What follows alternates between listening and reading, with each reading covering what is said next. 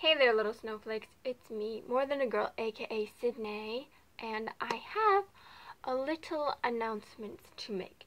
Now, if you follow me on Instagram, you might already know this, but if you do not follow me on Instagram, you will not know that I recently became a published novelist.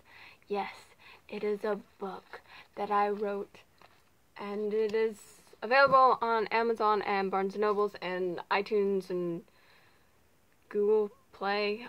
I'll put links in the descriptions if you want to buy the amazing book by me. It looks super cringy, doesn't it? But I wrote it. There's my name. Whee! And I actually got my copies. They were available for sale since like January or something. And I'm just making a video of it now because I have just been procrastinating. The reason I'm doing this video now, though, it's kind of good, is that because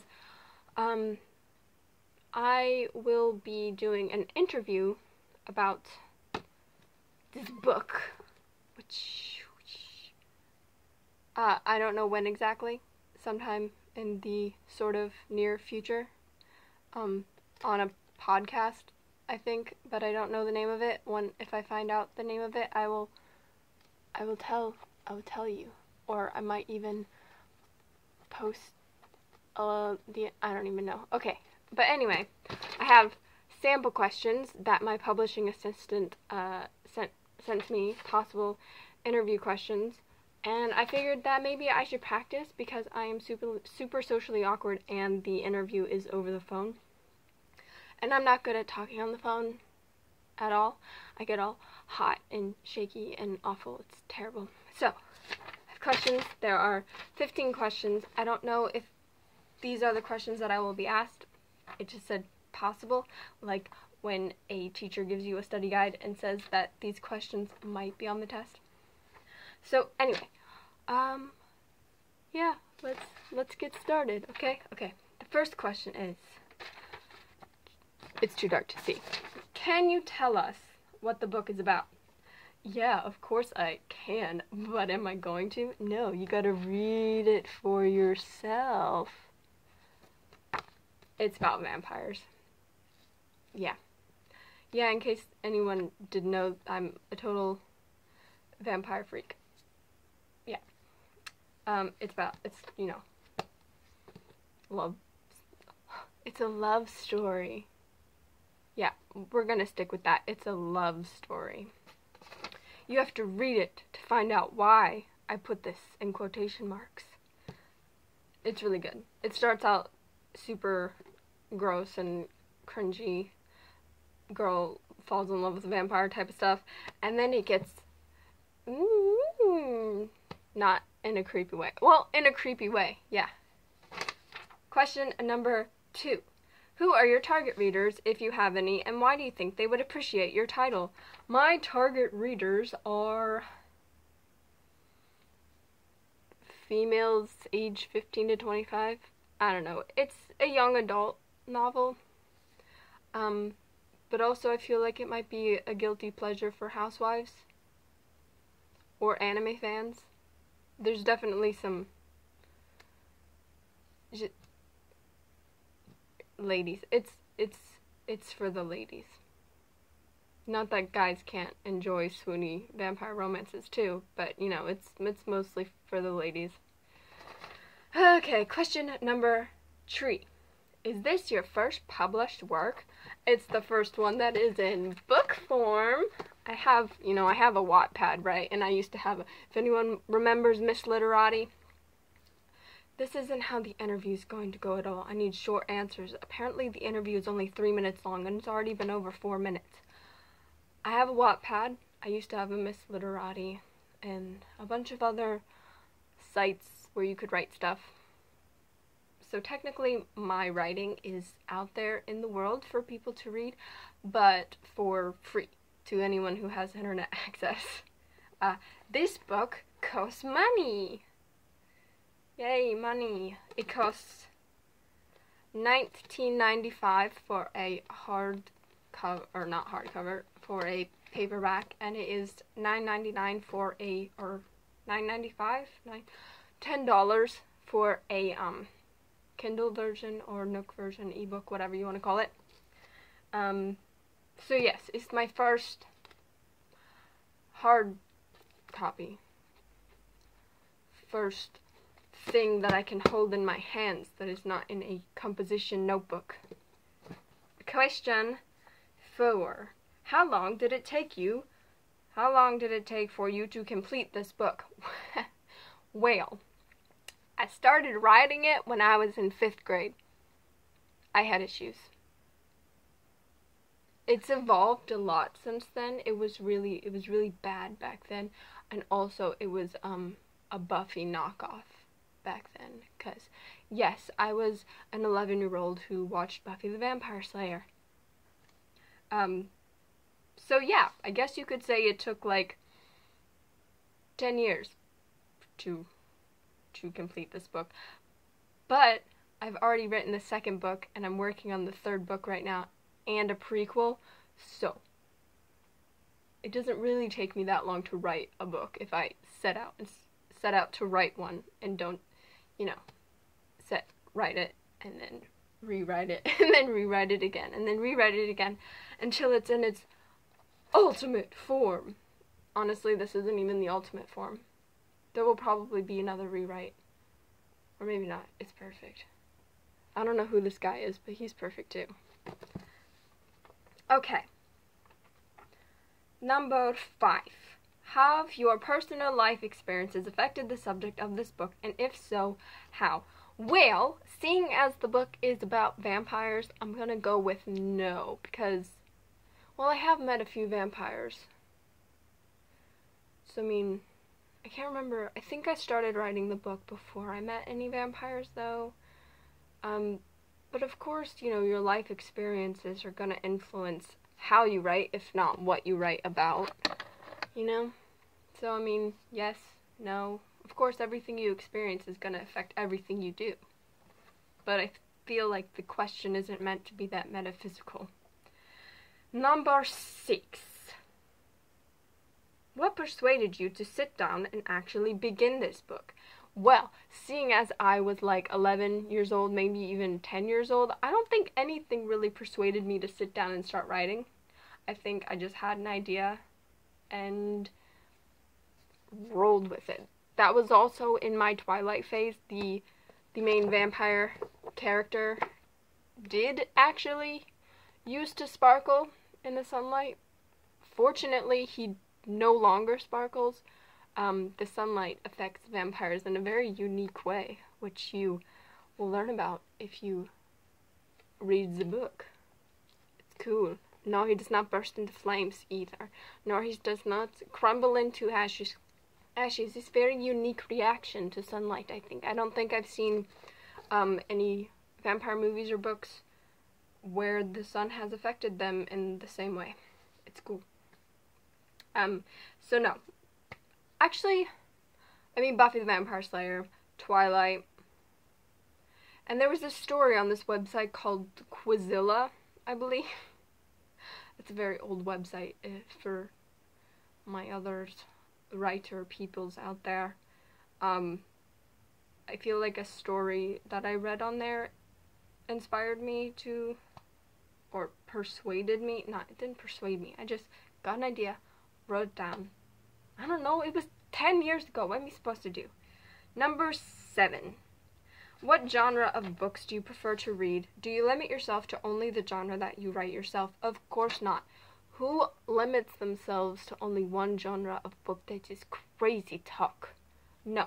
I prefer to read...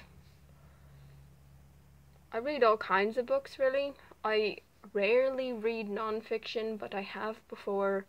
I mostly read fantasy type stuff. I don't even read a lot of horror. The only vampire books that I've read are Twilight and Anne Rice.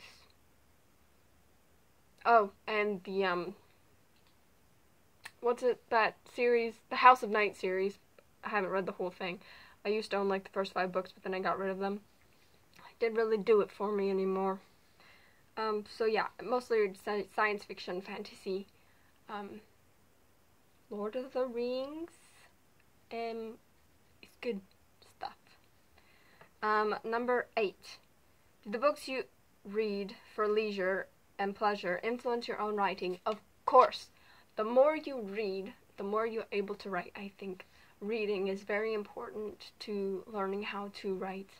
My favorite author is Terry Pratchett. I think hands down. That's the author I've read the most books by. I've probably read 50, probably more than 50 books written by him. And I'm gonna say he probably influenced me a lot. Just to want to start writing.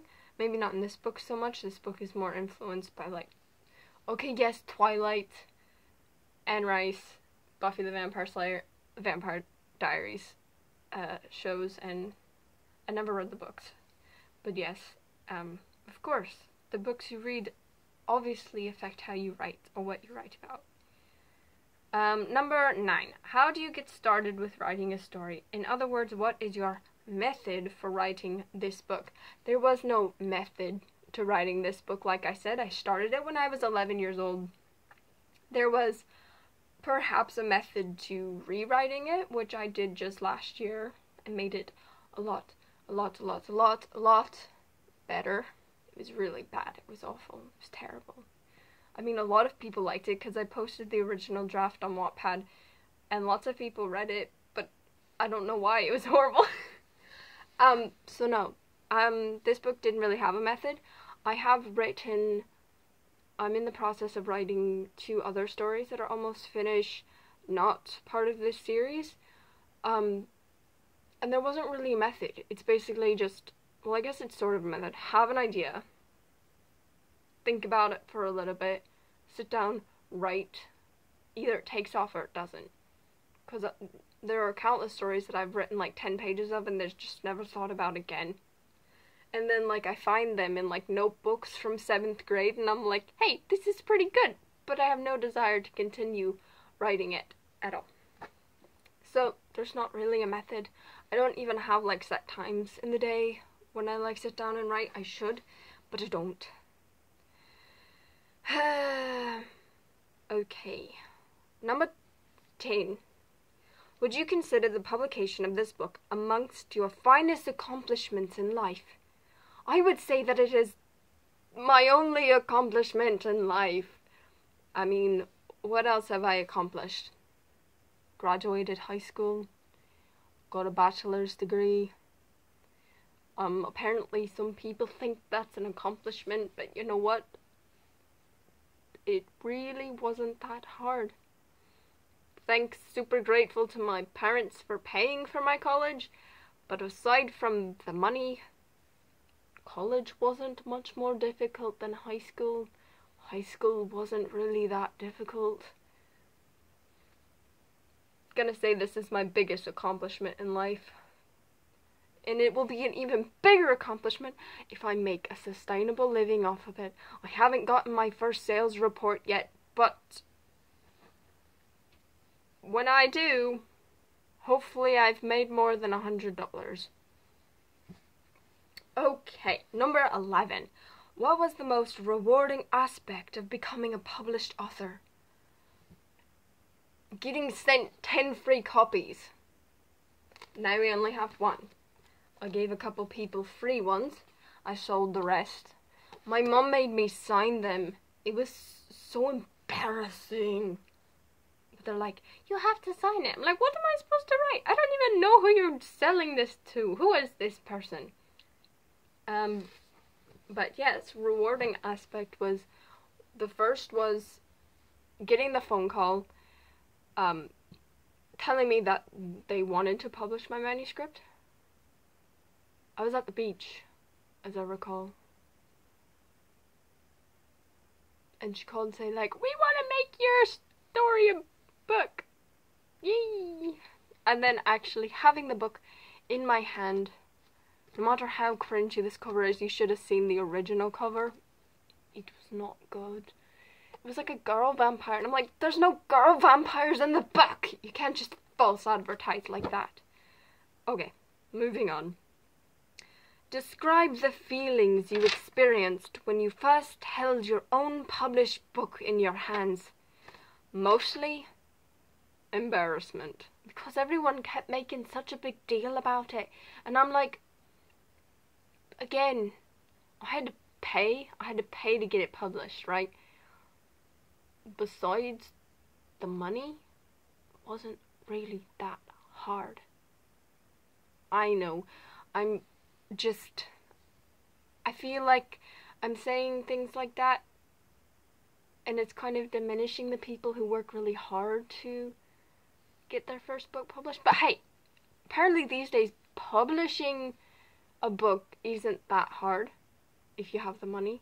It's making a living off of it, you know. But then I'm like, if 50 Shades of Grey can do so well, if they can get a movie, by God, I can make money off of this, because no offense to LL James, my book's better. Come at me. But yeah, mostly embarrassment, because everyone's like, oh my god, it's so cute. And I'm like, yeah, thank you. And then, of course, I took a copy to my high school English teacher, and she was freaking out, making a whole big deal about it. And I'm just like, stop, I can't handle your compliments, I can't. Okay, number 13. What advice would you offer to other would-be authors out there? This is a horrible question, because it's kind of like anything. If you got it, you got it, and if you don't got it, you don't got it. Sorry. I mean, obviously, anyone can learn to be a satisfactory writer, but if you... My advice would be to read a lot, and to write a lot, and to just think of ideas and just write them down, and keep writing, and write, and write, and write. And don't think about it until you're done writing, and then go back and read it, and then be like, oh, okay. And then rewrite. So yeah, just read a lot. If you want to take a class or something, I took a creative writing class. The